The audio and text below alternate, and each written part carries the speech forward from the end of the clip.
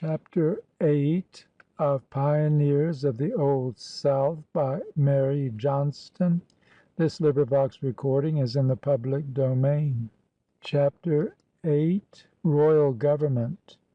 In November 1620 there sailed into a quiet harbor on the coast of what is now Massachusetts a ship named the Mayflower, having on board 102 English nonconformists, men and women, and with them a few children. These latest colonists held a patent from the Virginia Company and have left in writing a statement of their object. We, having undertaken, for the glory of God and advancement of the Christian faith and honor of our King and country, a voyage to plant the first colony in the northern parts of Virginia. The mental reservation is, of course, where perchance we may serve God as we will. In England there obtained in some quarters a suspicion that they meant to make a free popular state there. Free, popular, public good. These are words that began in the second quarter of the 17th century to shine and ring. King and people had reached the verge of a great struggle. The Virginia Company was divided, as were other groups, into factions. The court party and the country party found themselves distinctly opposed. The great crowded meetings of the Company's sessions rang with their divisions upon policies small and large. Words and phrases, comprehensive, sonorous, heavy with the future, rose and rolled beneath the roof of their great hall. There were heard, amid warm discussion, kingdom and colony, Spain, Netherlands, France, church and state, papists and schismatics, duties, tithes, excise, petitions of grievances, representation, right of assembly. Several years earlier the King had cried, "Choose the devil, but not Sir Edwin Sandys." Now he declared the Company just a seminary to a seditious Parliament. All London resounded with the clash of parties and opinions. Last week the Earl of Warwick and the Lord Cavendish fell so foul at a Virginia court that the lie passed and repassed. The factions are grown so violent that Guelphs and Ghibellines were not more animated one against another. Believing that the Company's sessions foreshadowed a seditious Parliament, James Stuart set himself with obstinacy and some cunning to the Company's undoing. The court party gave the King aid, and circumstances favored the attempt. Captain Nathaniel Butler, who had once been governor of the Somers Islands and had now returned to England by way of Virginia, published in London The Unmasked Face of Our Colony in Virginia, containing a savage attack upon every item of Virginian administration. The King's Privy Council summoned the Company, or rather the country party, to answer these and other allegations. Southampton, Sandys, and Farrar answered with strength and cogency, but the tide was running against them. James appointed commissioners to search out what was wrong with Virginia. Certain men were shipped to Virginia to get evidence there, as well as support from the Virginia Assembly. In this attempt they signally failed. Then to England came a Virginia member of the Virginia Council with long letters to King and Privy Council. The Sandys Southampton administration had done more than well for Virginia. The letters were letters of appeal. The colony hoped that the governor sent over might not have absolute authority, but might be restrained to the consent of the council. But above all, they made it their most humble request that they might still retain the liberty of their general assemblies, than which nothing could more conduce to the public satisfaction and public liberty. In London another paper, drawn by Cavendish, was given to King and Privy Council. It answered many accusations, and among others the statement that "the government of the companies as it then stood was democratical and tumultuous, and ought therefore to be altered and reduced into the hands of a few." It is of interest to hear these men speak in the year 1623, in an England that was close to absolute monarchy, to a king who, with all his house, stood out for personal rule. However, they owned that according to His Majesty's institution their government had some show of a democratical form, which was nevertheless in that case the most just and profitable, and most conducive to the ends and effects aimed at thereby. Lastly, they observed that the opposite faction cried out loudly against democracy, and yet called for oligarchy, which would, as they conceived, make the government neither of better form nor more monarchical. But the dissolution of the Virginia Company was at hand in October, 1623. The Privy Council stated that the King had taken into his princely consideration the distressed state of the colony of Virginia, occasioned, as it seemed, by the ill government of the company. The remedy for the ill management lay in the reduction of the government into fewer hands.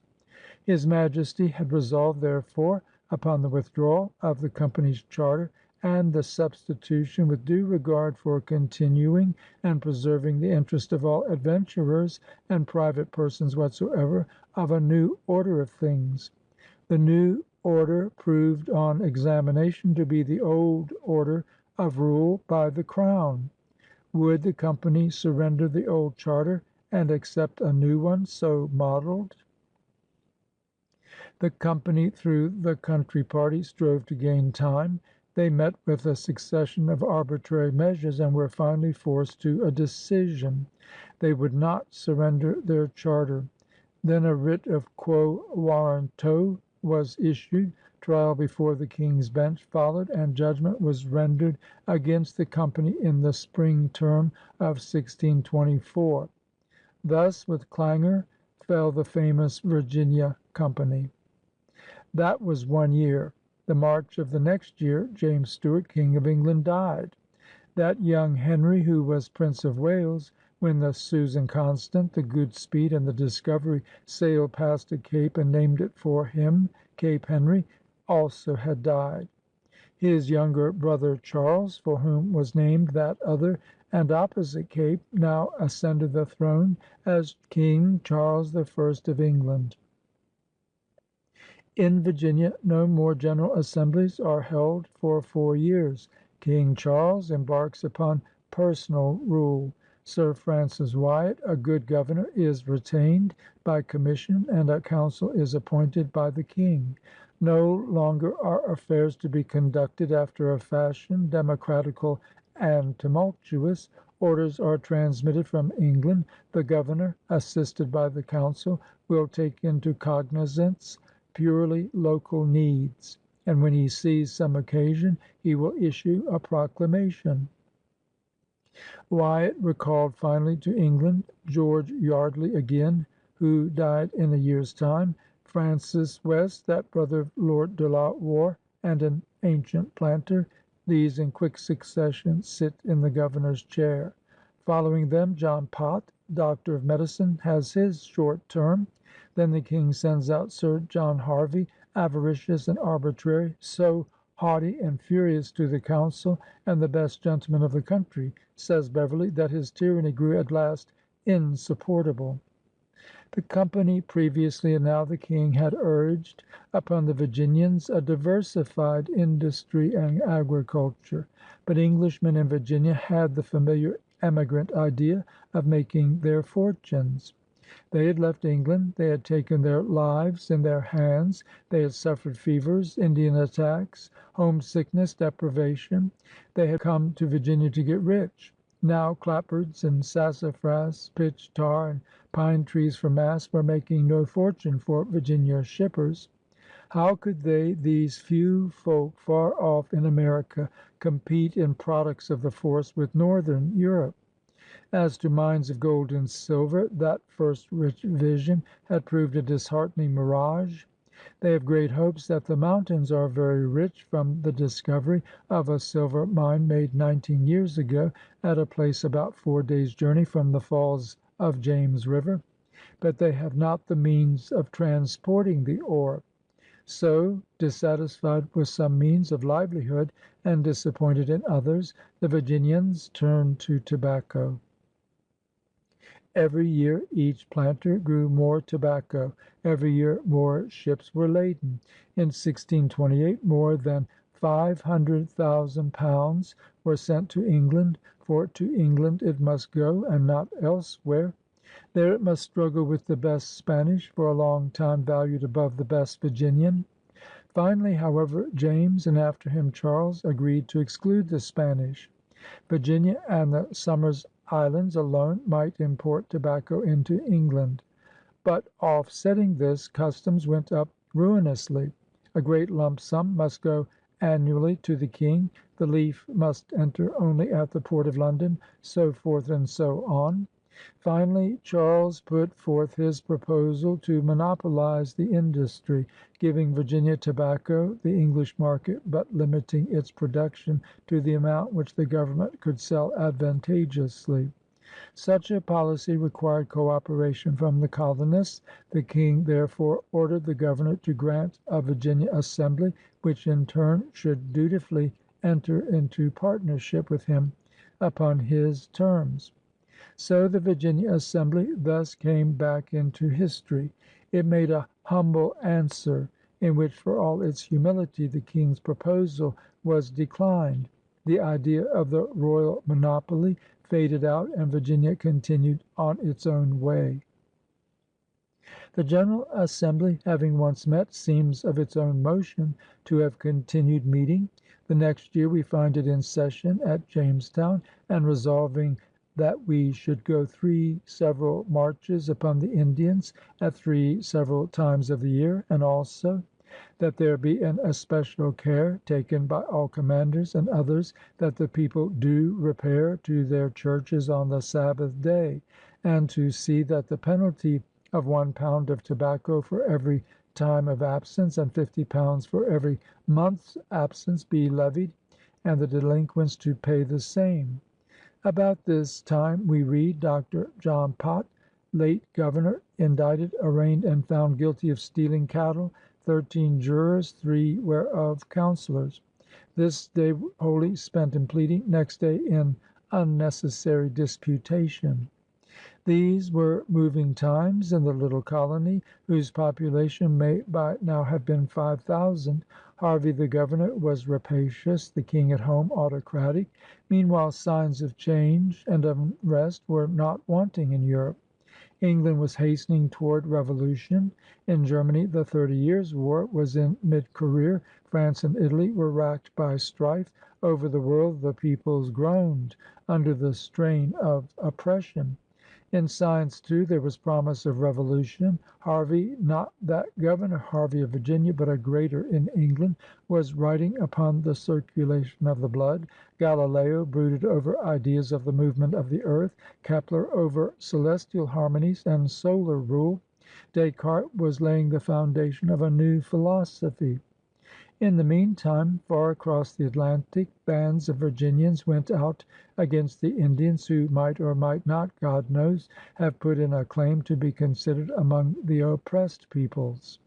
In Virginia the fat black tobacco fields, steaming under a sun like the sun of Spain, called for and got more labor and still more labor. Every little sailing ship brought white workmen, called servants, consigned, indentured, apprenticed to many-acred planters. These, in return for their passage money, must serve Laban for a term of years, but then would receive Rachel, or at least Leah, in the shape of freedom and a small holding and provision with which to begin again their individual life. If they were ambitious and energetic, they might presently be able, in turn, to import labor for their own acres. As yet, in Virginia, there were few African slaves, not more, perhaps, than a couple of hundred, but whenever ships brought them, they were greedily purchased. In Virginia, as everywhere in time of change, there arose anomalies. Side by side persisted a romantic devotion to the King and a determination to have popular assemblies, a great sense of the rights of the white individual together with African slavery, a practical, easy-going, debonair naturalism side by side with an established church penalizing alike papist, Puritan, and atheist. Even so early as this, the social tone was set that was to hold for many and many a year. The suave climate was somehow to foster alike a sense of caste and good neighborliness, class distinctions and republican ideas. The towns were of the fewest and rudest, little more than small palisaded hamlets built of frame or log, poised near the water of the river James. The genius of the land was for the plantation rather than the town. The fair and large brick or frame planter's house of a later time had not yet risen, but the system was well inaugurated that set a main or big house upon some fair site, with cabins clustered near, and all surrounded, save on the river front, with far-flung acres, some planted with grain and the rest with tobacco. Up and down the river these estates were strung together by the rudest roads, mere tracks through field and wood. The cart was as yet the sole wheeled vehicle. But the Virginia planter, a horseman in England, brought over horses, bred horses, and early placed horsemanship in the catalogue of the necessary colonial virtues. At this point, however, in a land of great and lesser rivers, with a network of creeks, the boat provided the chief means of communication. Behind all, enveloping all, still spread the illimitable forest, the haunt of Indians and innumerable game. Virginians were already preparing for an expansion to the north. There was a man in Virginia named William Claiborne. This individual, able, determined, self-reliant, energetic, had come in as a young man with the title of Surveyor General for the company in the ship that brought Sir Francis Wyatt just before the massacre of 1622. He had prospered and was now Secretary of the province. He held lands and was endowed with a bold, adventurous temper and a genius for business. In a few years he had established widespread trading relations with the Indians. He and the men whom he employed penetrated to the upper shores of Chesapeake, into the forest bordering Potomac and Susquehanna. Knives and hatchets, beads, trinkets, and colored cloth were changed for rich furs and various articles that the Indians could furnish. The skins thus gathered Claiborne shipped to London merchants and was like to grow wealthy from what his trading brought. Looking upon the future and contemplating barter on a princely scale, he set to work and obtained exhaustive licenses from the immediate Virginian authorities and at last from the King himself. Under these grants Claiborne began to provide settlements for his numerous traders. Far up the Chesapeake, 100 miles or so from Point Comfort, he found an island that he liked and named it Kent Island. Here for his men he built cabins with gardens around them, a mill, and a church. He was far from the river James and the mass of his fellows, but he esteemed himself to be in Virginia and upon his own land. What came of Claiborne's enterprise the sequel has to show. End of chapter 8.